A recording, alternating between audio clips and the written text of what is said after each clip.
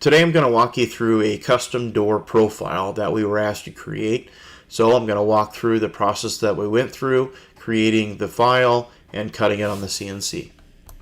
We'll start the process by opening up a program called Aspire. Might be VCarve Pro for those that are using maybe a lower version of the Vectric product.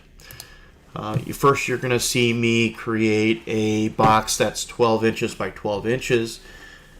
Then I will create a secondary box that is 8 inches by 8 inches, and then I'll go through a process of nesting that or centering it within the larger box. That's going to give me my overall door profile. Then I'm going to go through a process of creating a smaller box or two other smaller boxes that are essentially a ½ inch smaller on both the top and the bottom. Again, going through that process of nesting them within the larger box to get our overall door profile.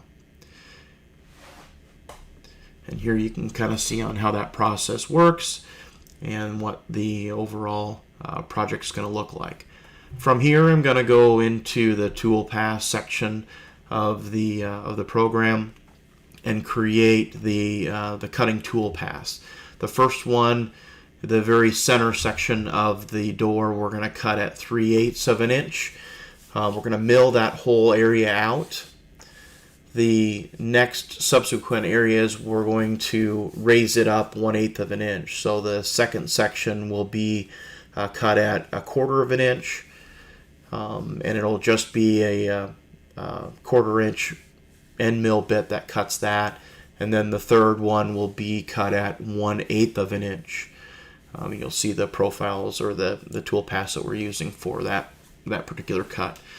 And then finally, you'll see me go through and select the outermost area of the door. We're going to go through a process of cutting out that profile, so that way we have the door completely cut and ready to be sanded and eventually painted. You'll see the error pop up, essentially just telling me that it doesn't want me to cut through too far into my spoil board.